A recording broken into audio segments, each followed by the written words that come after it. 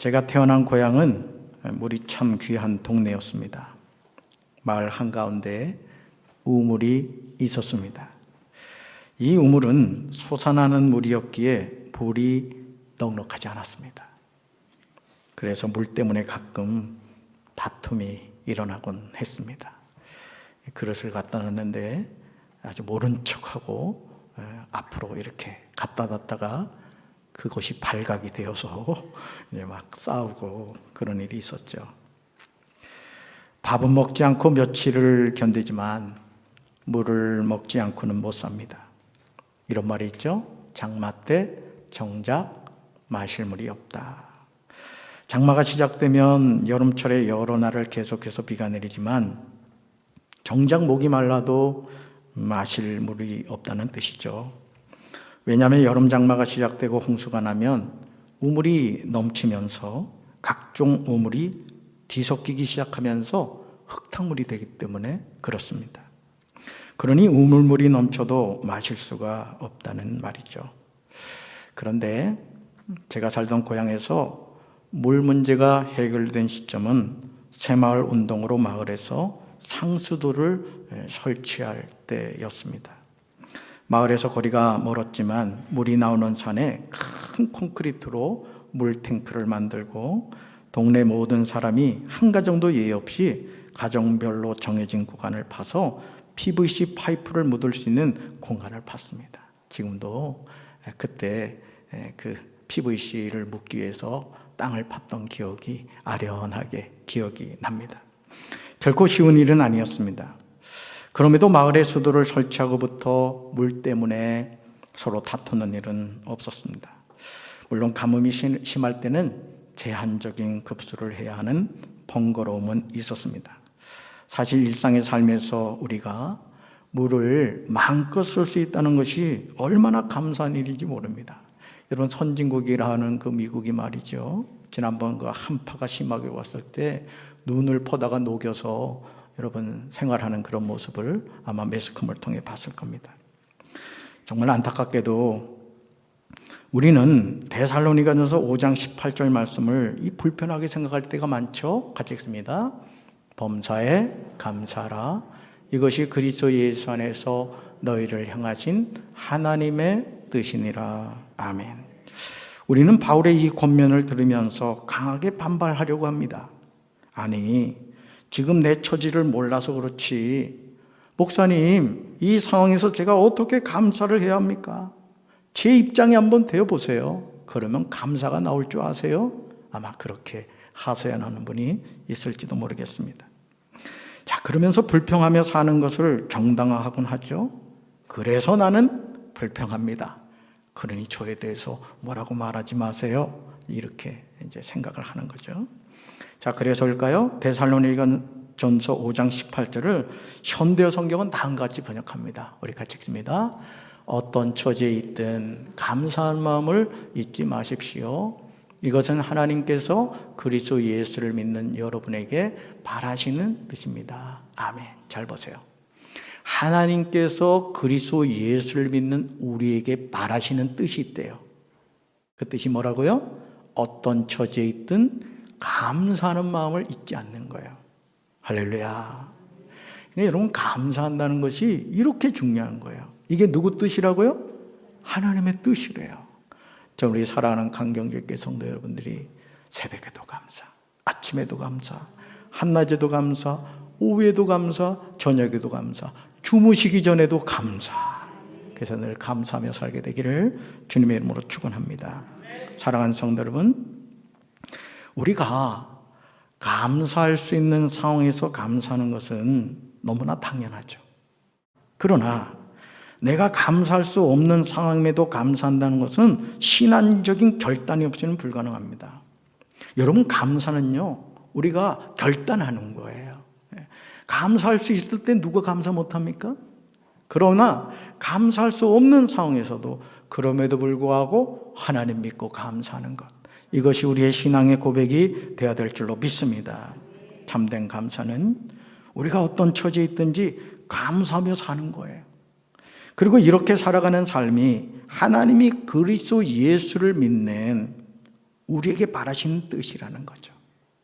어떻게 보면 하나님이 우리에게 원하시는 것은 그렇게 어려운 것도 아닙니다. 이건 가정에서도 그렇잖아요. 가정이 평안하고 행복한 가정이 된다는 것이 맨날 여러분 무슨 소고기 구워 먹는 게 행복한 가정입니까? 그냥 나물에다가 밥 비벼 먹어도 그냥 서로 아껴주고 야 맛있다 감사하다 이러면서 살아가는 것이 행복이 아니겠어요? 대답 안 하시는 분들은 그래도 소고기 이런 분이 계신 것 같은데 여러분 우리가 작은 것에 감사하는 사람에게 하나님이 큰 것 주실 줄로 믿습니다. 여러분 우리가 모든 상황에서 그 상황을 어떻게 바라보고 어떻게 해석하느냐에 달려있는 것이죠. 그러니까 앞으로 넘어져도 아이고 뒤로 넘어지지 않아서 감사합니다. 뒤로 넘어지면 앞으로 넘어지지 않아서 감사합니다. 어떤 상황에서도 감사하면 그 상황이 감사의 조건으로 바뀌게 될 줄로 믿습니다. 코로나19로 한국교회가 많이 어렵습니다. 그러지 않아도 한국교회는 붕의 시기를 지나서 쇠퇴기에 접어들었다고 분석하곤 합니다. 그런데 눈에 보이지 않는 바이러스로 인하여 집합금지 명령이 내려지고 예배를 드린다는 것 자체가 쉽지 않습니다.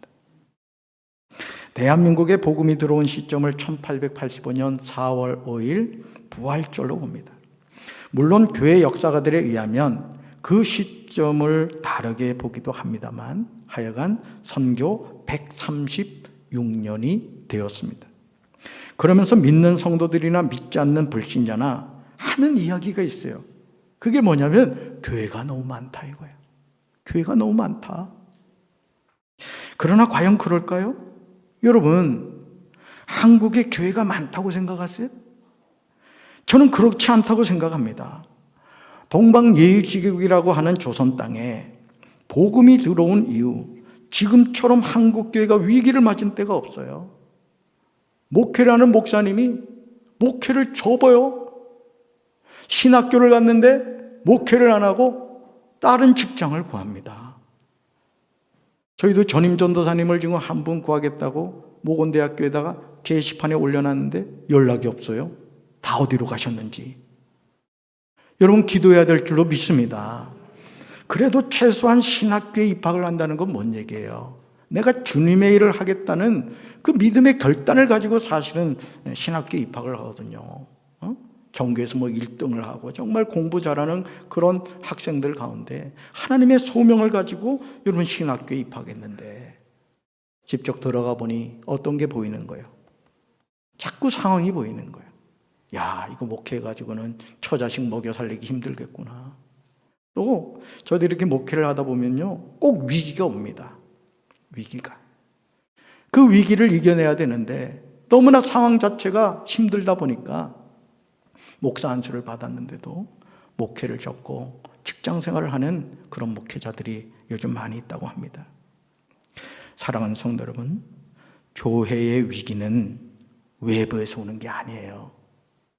여러분 역사를 이렇게 회고해 보면요 나라가 멸망할 때는 외부의 적이 강해서 멸망한 경우는 그렇게 많지 않습니다.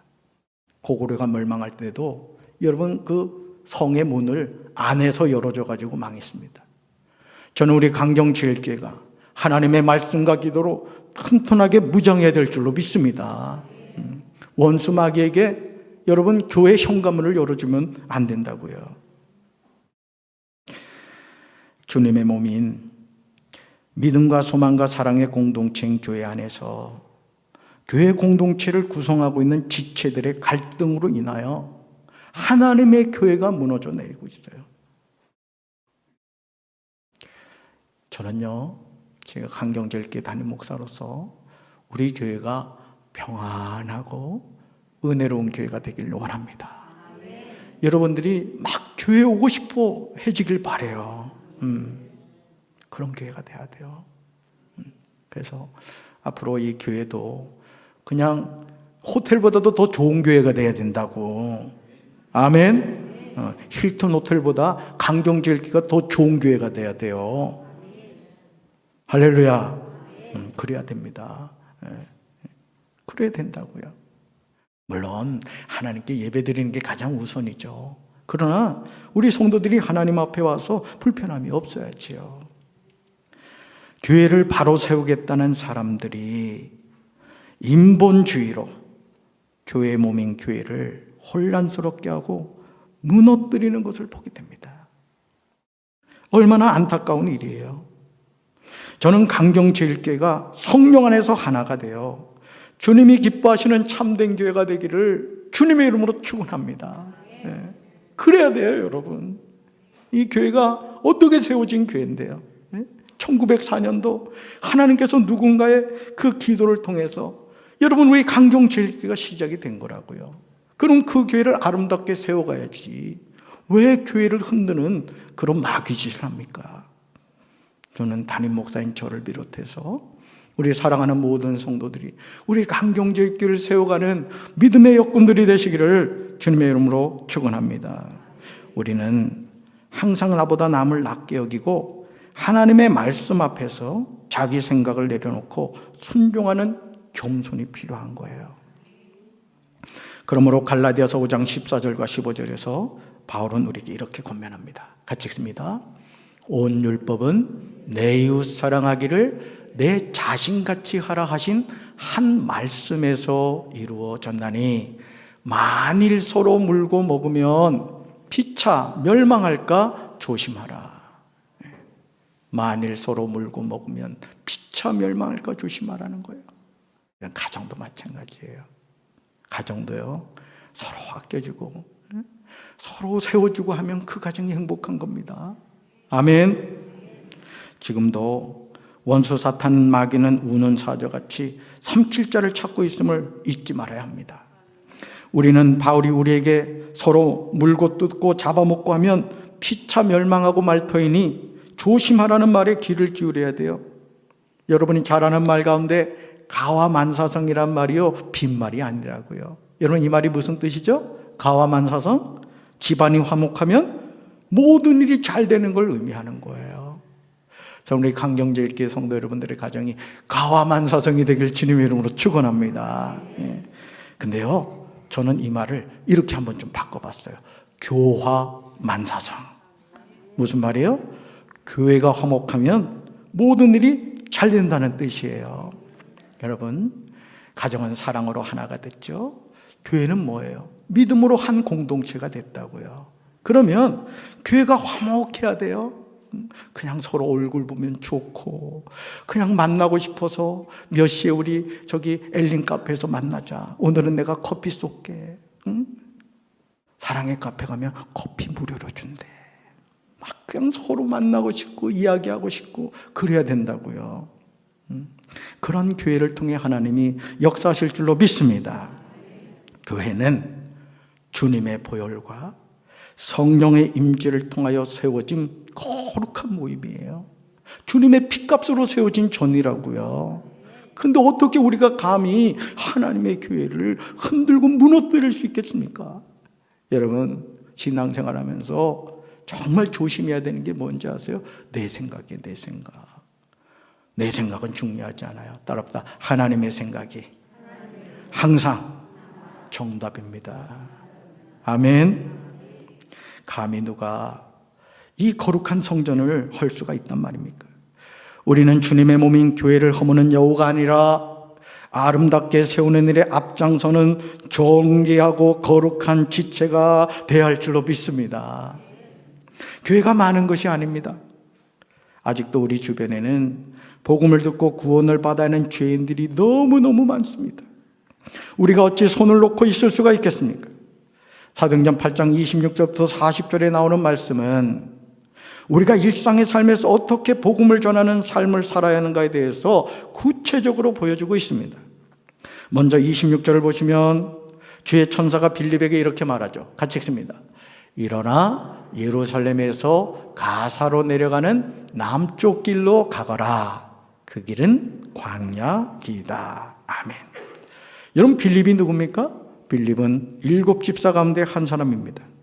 사도행전 6장 1절에서 그때 제자가 더 많아지면서 헬라파 유대인들이 자기의 과부들이 매일의 구제에 빠짐으로 히브리파 사람을 원망하면서 사랑의 공동체 안에서 다툼이 일어날 때 12사도가 모든 제자를 불러서 중요한 결단을 합니다.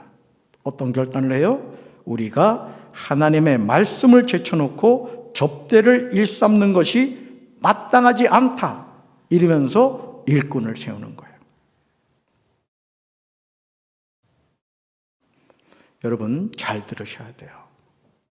강경제일교회는 목회자들 혼자 일하는 장소가 아닙니다. 우리는 흔히 하나님의 부름을 받았다 하면 신학교를 간다 이렇게 생각을 합니다. 그러면 여러분 목사하고 전도사들만 하나님 부름 받았습니까? 전 우리 사랑하는 강경제일교회 성도들도 다 하나님의 부름을 받은 주님의 제자인 줄로 믿습니다. 그러면 부름을 받았으면 누구 일을 해야 돼요? 하나님 일을 해야 되죠. 하나님 일을 해야 되는 거예요. 그래서 여러분이 주님의 몸된 전에 와서 내가 해야 할 일이 뭔가를 살피셔야 된다고요. 그게 하나님의 부름받은 일꾼으로서의 마땅한 삶의 자세라는 것이죠. 그래서 제가 몇 번 말씀드렸습니다마는 우리 강경제일교회 목회자들은 말씀을 전하는 일에 집중할 수 있도록 우리 성도님들이 동역자가 되어주시기 바랍니다. 그래서 유치부 교회에서 우리 김세열 전사님이 아주 은혜롭고 능력의 말씀이 전해져서 그 꼬맹이들이 막 성령의 불을 받고 말이죠.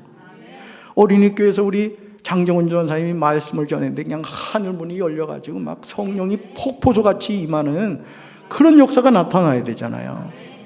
청성께서 우리 머리 장대웅 전사님이 말씀 전했더니 애들 막 입신 들어가고 막 그냥 뒤집어지는 역사가 나타나야 될 줄로 믿습니다. 또 청년교회에서 담임 목사가 말씀 전할 때 청년들이 그 말씀을 듣고 막 가슴이 뜨거워지고 내 남은 생에 주님을 위해서 살리라 이런 은혜가 임해야 될 줄로 믿습니다. 그러니 하나님의 종들이 말씀 준비하는 일에 힘쓸 수 있도록 도와주셔야 되는 거예요. 아멘. 사도행전 6장 3절에서 12사도가 제시한 일꾼의 기준을 여러분 주의해서 봐야 돼요. 자, 같이 읽습니다. 그러니 형제자매 여러분, 신망이 있고 성령과 지혜가 충만한 사람 7을 여러분 가운데서 뽑으십시오. 그러면 그들에게 이 일을 맡기고 우리는 기도하는 일과 말씀을 섬기는 일에 헌신하겠습니다. 아멘. 사도행전 8장에 나오는 빌립이 어떤 사람이죠? 성령과 지혜가 충만하여 칭찬받는 사람이었습니다.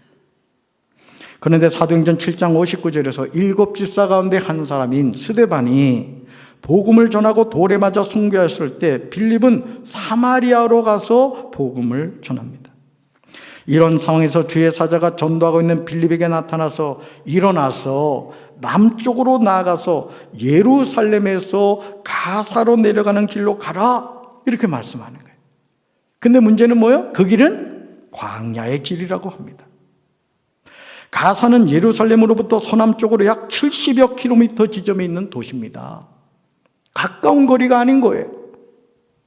사랑하는 성도 여러분, 이제 우리 의식을 지배하는 잘못된 생각을 지어야 돼요. 이 매스컴이라는 게 우리에게 도움을 주기도 하지만 적지 않은 독을 우리에게 심어줍니다. 특별히 불신앙적인 생각들을 심어줘요. 어제도 뉴스를 봤더니 확진자가 나왔다 이거예요. 근데 가장 먼저 뭐가 나오냐? 교회가 나오는 거예요. 교회에서 17명이 나오고 어느 장소에서 20몇 명이 나오고 어디에서 40몇 명이 나왔다는 거예요. 가장 먼저 어디가 나와요? 교회가 나와요. 교회가. 참 감사하죠. 그래도 교회를 앞세워주니까 의도가 있는 거예요. 근데요, 그 밑에 댓글을 보면 믿지 않는 사람들이 교회 욕하는 거야 이해되지만 나도 교회 다니지만 하면서 댓글을 달아놓는 사람들이 있더라고요. 여러분, 교회가 완전한 곳은 아닙니다. 목사가 완전하지 못해요. 우리 장로님들이 뭐 완전한 것 같습니까? 연약함이 보일 때 손가락질하고 욕하는 것이 아니라 나의 모습이구나. 여러분 기도해 주시기를 주님의 이름으로 축원합니다. 자, 매스컴이 이 세상이 우리에게 넣어준 잘못된 생각이 뭐냐면 한국의 교회가 많다는 거예요. 저는 한국의 교회가 더 많이 세워져야 한다고 믿습니다. 아멘. 백범 김구 선생님의 명언 가운데 우리가 새겨들어야 할 말이 있어요. 자, 같이 읽습니다. 교회 하나 세우는 것이 경찰서 10개 짓는 것보다 낫다. 얼마나 멋진 말입니까? 응? 교회 하나 세우는 것이 경찰서 10개 짓는 것보다 낫다는 거예요. 이 세상에서 죄인을 변화시켜서 새 사람을 만드는 것은 교회밖에 없습니다. 아멘이십니까? 경찰서가 하는 일이 뭐죠? 죄인들을 잡아서 가두는 일이에요. 교도소에 이렇게 어떤 잘못을 해서 들어갔을 때 갱생을 한다. 저도 인천에 있을 때 그 구치소에 가서 이게 말씀도 전하고 했습니다만은 정말 우리나라의 교도소의 안타까운 건 뭐냐면 교도소에 들어가서 자신의 죄를 깨닫고 내가 인생 이렇게 살면 안 되겠구나. 이렇게 사람이 변화되어서 나와야 되는데 여러분 알잖아요. 교도소에 들어가면 더 큰 범죄인이 되어서 나오는 거예요. 근데 교회는 그런 것이 아니잖아요. 교회는 죄인들이 들어와서 예수 그리스도를 통해 죄사함 받고 여러분 새로운 피조물이 되는 것이 바로 교회인 줄로 믿습니다. 교회는 건물이 아니에요. 따라합시다. 교회는 사람입니다. 내가 교회라는 거예요. 그래서 여러분들이 강경지역이든 논산이든 연무든 어디를 가든지 내가 강경제일교회다. 내가 강경제일교회다. 이런 마음을 갖고 사셔야 된다고요. 할렐루야. 하나님의 영광을 가리는 일이 없도록 우리 살아가는 성도들의 삶이 항상 소금과 빛의 역할을 감당하기를 주님의 이름으로 축원합니다. 주의 사자의 말에 순종하여 빌립이 일어나 가서 보았더니 그는 에디오피아 여왕 간다게의 고관으로 그 여왕의 모든 재정을 관리하는 내시였어요. 대단한 존재였던 거예요. 그는 예배하러 예루살렘에 왔다가 돌아가는 길에 마차에 앉아서 선지자 이사야의 글을 읽고 있었습니다. 사랑하는 성도 여러분, 우리는 자신의 앞날에 대해서 전혀 모르고 삽니다. 저도 작년 12월 10일 전까지는 제가 강경으로 오리라는 생각도 못했거든요. 우리의 살아가는 삶이 그렇다고요. 우리의 삶이 어떻게 될지 우리는 아무도 알지 못해요. 그러므로 여러분 야고보서 4장 14절에서 예수님의 동생 야고보는 내일 일을 너희가 알지 못한다고 하면서 너희 생명이 무엇이냐? 너희는 잠깐 보이다가 없어지는 안개라고 하였습니다. 여러분 우리 존재가 안개 같은 존재라는 거예요. 이런 인생의 한계상을 너무도 잘 아시는 예수님은 마태복음 6장 34절에서 우리에게 말씀하십니다. 뭐라고 말씀하세요? 그러므로 내일 일을 위하여 염려하지 말라. 내일 일은 내일이 염려할 것이요 한날 괴로움은 그날로 족하다고 하십니다. 여러분 염려하지 말라고 하셨어요. 자, 그러면서 우리가 어떻게 살아야 된다? 범사에 감사하며 살라는 거예요. 할렐루야. 우리 이 시간 주님 말씀하시면 이 복음성가를 믿음으로 고백하겠습니다. 우리 한번 믿음으로 이 찬양 하겠습니다.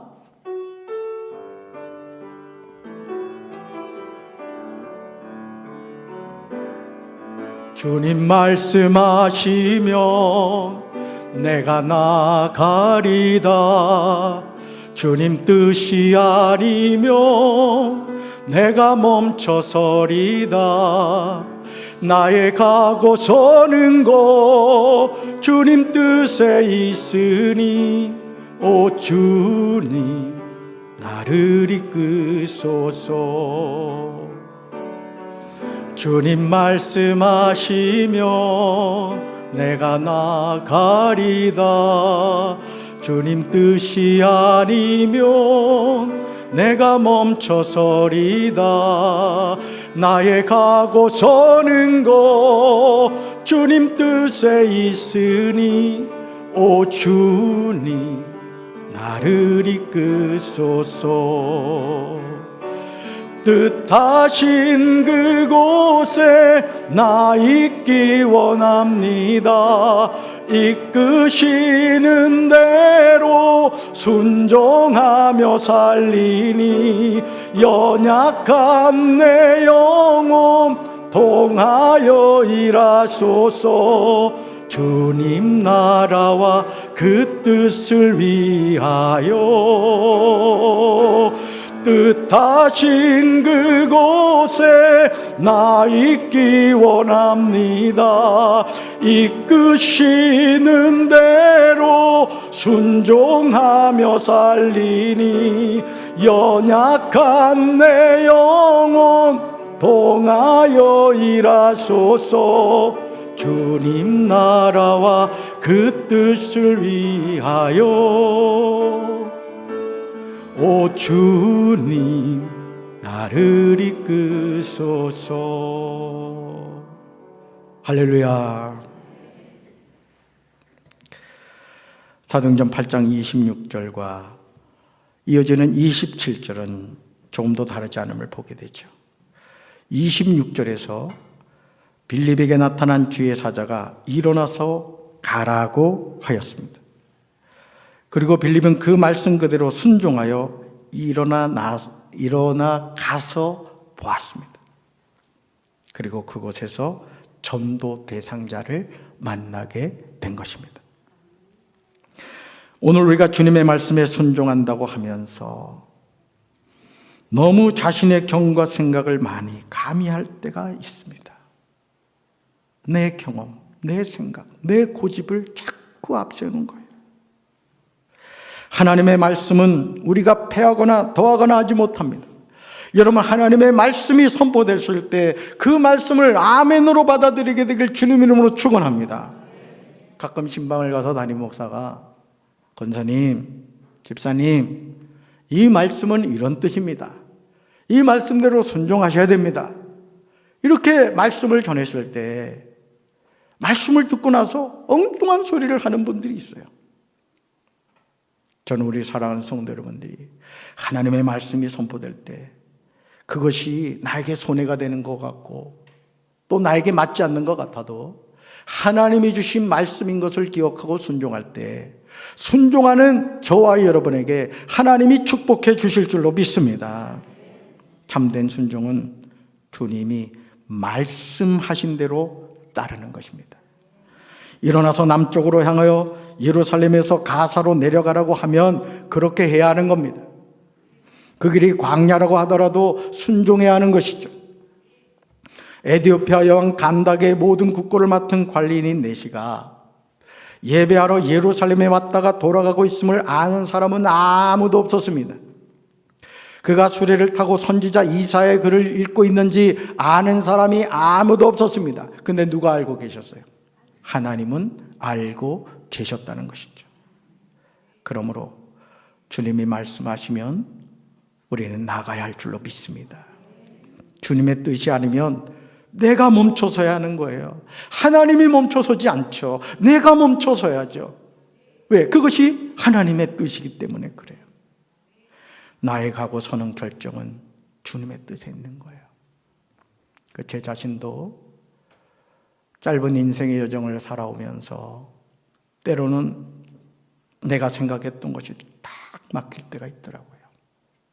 목사 안수를 받고 이제 부목사로 이제 가기로 다 되었는데 선배 목사님이 저를 좋게 봐가지고 안수 받고 박 목사 우리 교회 와서 부목사 해라.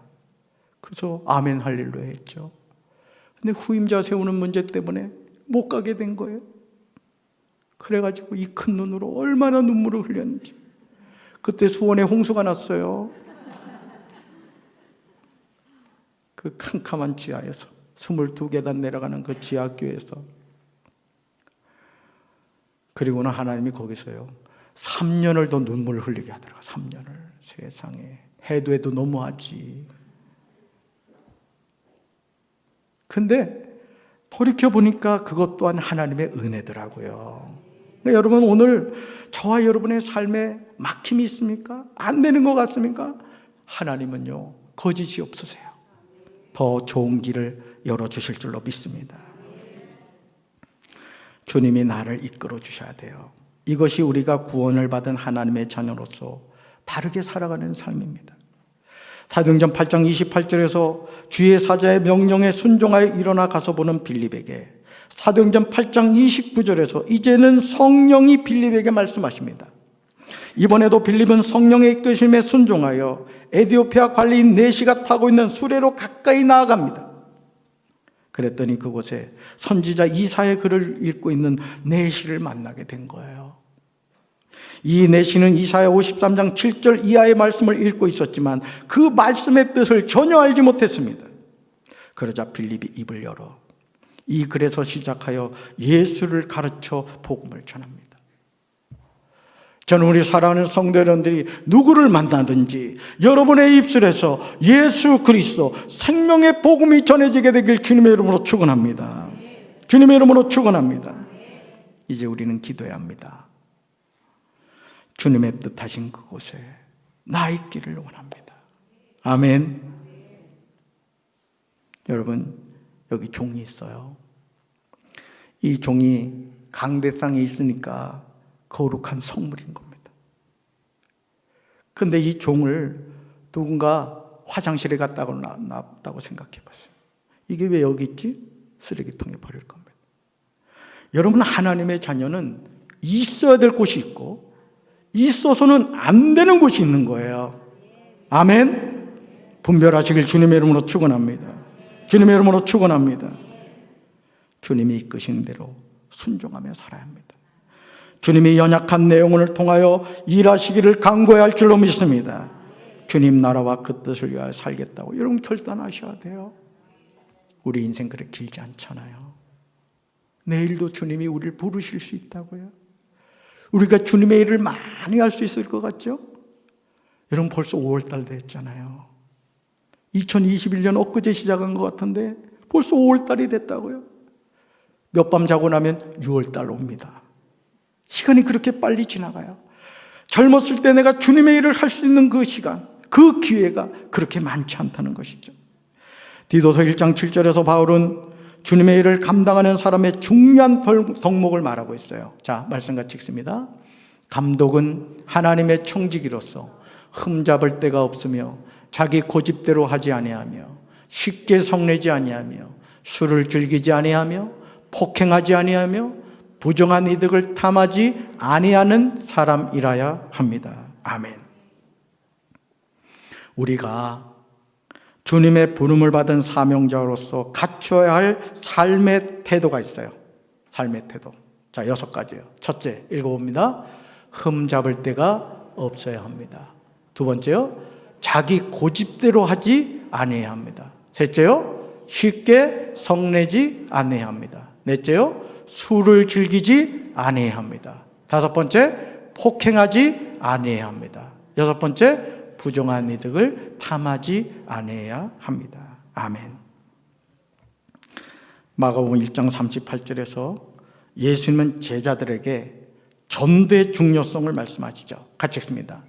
이르시되 우리가 다른 가까운 마을들로 가자. 거기서도 전도하리니 내가 이를 위하여 왔노라 하시고. 아멘. 자, 사도행전 5장 42절에서 성령을 받은 제자들이 어떻게 사명을 감당했는지 나옵니다. 같이 읽습니다. 그들이 날마다 성전에 있든지 집에 있든지 예수는 그리스도라고 가르치기와 전도하기를 그치지 아니하니라. 아멘. 자, 디도서 1장 3절에서 바울은 하나님이 우리에게 주신 사명을 알려주고 있죠. 같이 읽습니다. 자기 때에 자기의 말씀을 전도로 나타내셨으니 이 전도는 우리 구주 하나님이 명하신 대로 내게 맡기신 것이라. 아멘. 자, 전도는 누가 누구한테 맡겼다고요? 하나님이 나에게 맡기셨다는 거예요. 할렐루야. 이 사명을 감당하는 우리 강경제일교회 성도들 되기를 주님의 이름으로 축원합니다. 일상의 삶에서 전도는 어떻게 해야 합니까? 주의 사자가 말씀하실 때 순종하면 되는 거예요. 성령이 말씀하실 때 그 말씀에 순종하면 됩니다. 빌립이 입을 열어 이사야에서 시작하여 예수를 가르쳐 복음을 전하였듯이 나를 구원하신 예수 그리스도를 전하면 됩니다.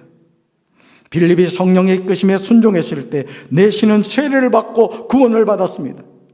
내가 좀 더 성경 공부를 하고 내가 좀 더 열심히 신앙생활하고 전도해야 되겠다. 여러분, 성경 어디에 그런 말이 있습니까? 성령이 마음에 감동 주실 때 여러분 생명의 복음을 전하며 살게 되기를 주님의 이름으로 축원합니다. 사도행전 8장 27절에서 내시가 예배하러 예루살렘에 왔다는 것은 그가 유대교를 믿고 있었다는 뜻입니다. 그러나 이제 빌립을 통하여 선지자 이사야가 증언하고 있는 고난받는 종이 예수 그리스도를 알게 되었고 세례를 받음으로 그리스도인이 된 거예요.